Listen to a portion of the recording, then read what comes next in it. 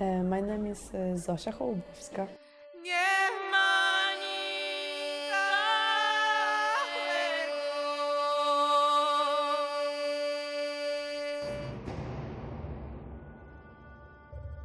The project Community of Grieving is a collaboration with sound artist Julia Giertz, and we developed this project from an online version that was a radio ritual, a radio piece, and a chat, a Discord channel, and a small choreography score for people to perform at home. And over the last year we developed it into a physical version. We thought that during the first waves of pandemic there was very little space to explore grief and sadness, sort of the space to stay with the trouble, as Donna Haraway writes.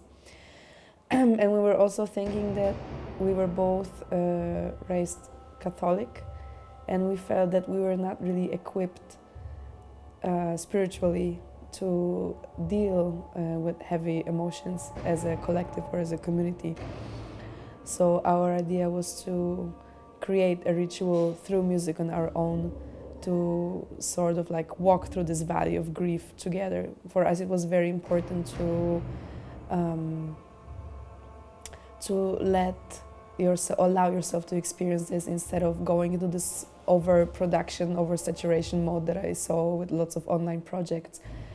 It also became very personal at some point to work on this project. Yeah. It was a very intense and long, like beautiful but also very difficult process.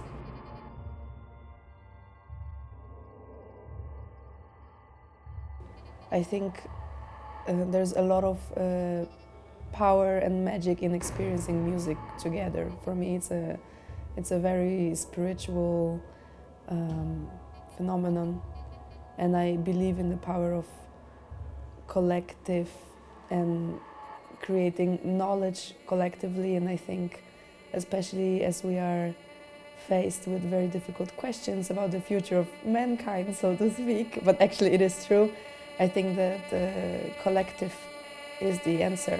Like, we don't have to come up with answers on our own, we are each other's answers. We did a lot of research on the traditions of lament, but we also didn't want to perform cultural appropriation. We wanted to look into where we're from and how we can use it and how we can use it creatively. And then when we both realized that we both were raised Catholic, we got interested in a Vesper, which is not connected to lamenting, but it's evening liturgy that is actually present in almost all Christian denomination. And we wanted to use it as a structure of like these chapters that are followed with different topics and different intentions.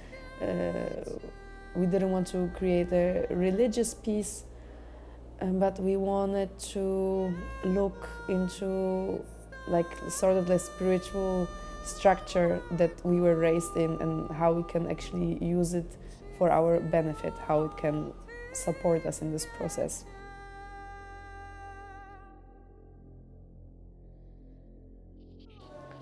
I think when we originally conceived the piece, it was composed for people to listen to at home, but like the whole way it was presented, it was like on the radio at a certain time. It was not like a stream, or you could not like click it later. Gave this feeling of being together in this moment. And today, going back to the physical dimension, being together in a space, we put a lot of work into being able to hold the space energetically as performers for people to walk through this emotional landscape.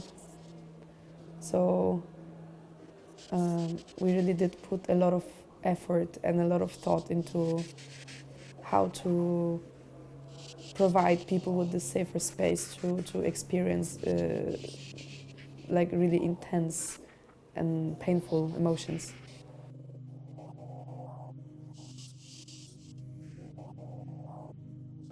I mean, in my personal artistic practice, like spiritual, political, and let's say artistic or aesthetic is one. Like I really believe in healing through music.